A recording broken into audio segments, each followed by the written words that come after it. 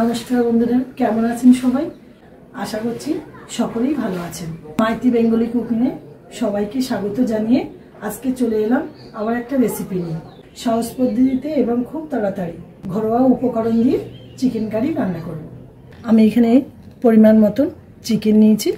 চিকেনগুলোকে প্রথমে ম্যারিনেশন করে নেব। আমি প্রথমে এই কোঁচানো পেঁয়াজগুলো দিয়ে দেব, তারপরে দিয়ে দেবো থেতো করা রসুন। সম্পূর্ণ বাটিনি, শিলে হালকা করে করে আমি থেতো করে নিয়েছি। হলুদ গুঁড়ো, লঙ্কা গুঁড়ো, কালারের জন্য সামান্য একটু কাশ্মীরি লঙ্কা গুঁড়ো দিচ্ছি। আমি এখানে জিরে গুঁড়ো ব্যবহার করব না, আমি এখানে দিলাম ধনে গুঁড়ো, আর দেব কিছুটা সরিষার তেল। আমি চিকেনটাকে এবার হাত দিয়ে ভালো করে মাখিয়ে নেব। এবার আমি এর উপরে হাফ লেবুর রস দিয়ে দেব। আবার আমি ভালো করে লেবুর রসটা দিয়ে ভালো করে মাখিয়ে নেব।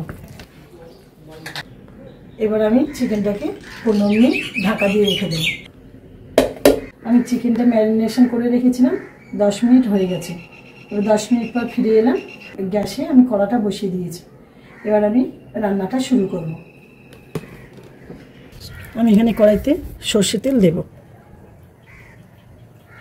তেল গরম হয়ে গেছে, শুকনো লঙ্কা দেবো একটা তেজপাতা, আর গোটা জিরে, গোটা গরম মশলা, এলাচ, দারচিনি আর লবঙ্গ।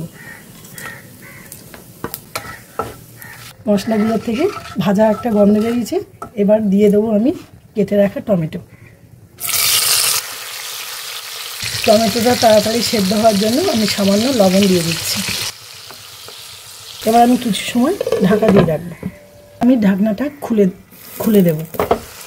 টমেটোটা এখানটায় বেশ ভালোভাবেই সেদ্ধ হয়ে গেছে এবং ভাজা ভাজা হয়ে গেছে। চিকেনের রঙটা ভালো হওয়ার জন্য আমি একটু হলুদ গুঁড়ো, সামান্য হলুদ গুঁড়ো তেলের উপরে দিয়ে দেবো। টমেটোটা কষা হয়ে গেছে, আমি এর উপরে এবার ম্যারিনেট করে চিকেনটা দিয়ে দেবো।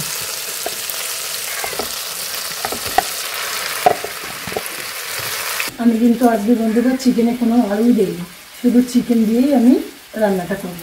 চিকেনটাকে ধীরে ধীরে কষে নেব। বন্ধুরা দেখুন আমার চিকেনটা কত সুন্দর করে ভাজা হয়ে গেছে। আমি কিন্তু এখনও লবণের ব্যবহার করিনি। স্বাদ মতন লবণ দিয়ে দেবো। এবার দিয়ে দেবো আদা বাটা। আমি কষানোর পরে লবণ আর আদা দিলাম। আদা দিলে তাড়াতাড়ি কষানো যেত না, তলায় ধরে যেত। আর লবণ দিলে তাড়াতাড়ি চিকেন থেকে জল বেরিয়ে যেত, এদিকে চিকেনও ভাজা হতো না। তাই আমি লবণ আর আদাটা পরে দিলাম। আপনারা এই পদ্ধতিগুলো লক্ষ্য করবেন, এইভাবে রান্না করলে অবশ্যই আপনাদের রান্নাটা ভালো হবে। আমি এবার এর উপরে কাঁচা লঙ্কাগুলো দিয়ে দেবো। চিড়ে রাখা কাঁচা লঙ্কা দিয়ে দিলাম।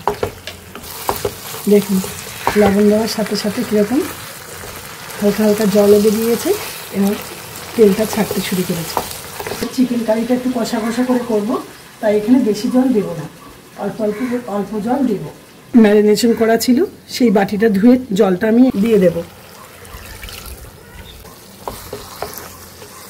এবার আমি ঢাকা দিয়ে রেখে দেব। বন্ধুরা আমার চিকেন কারিটা প্রায় শেষের পথে। চিকেন কারিটা প্রায় ফুটে উঠেছে। আমি এই সময় একটু মরিচ গুঁড়ো দিয়ে দেবো আর সামান্য গরম মশলা গুঁড়ো। আমি এগুলোকে ভালো করে মিশিয়ে নিচ্ছি। এর উপর থেকে সামান্য ধনেপাতা কুচি দিয়ে দেবো। ফ্লেমটা লো করে রেখে দিয়ে আমি ঢাকিয়ে দেব।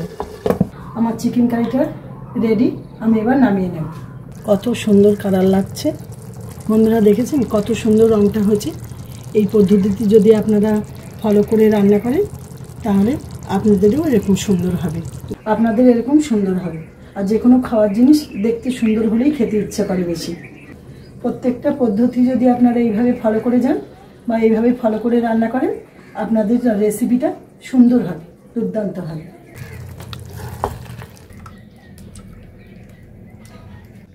কি সুন্দর কষা কষা করে হচ্ছে চিকেন, আলু ছাড়া চিকেন কারি।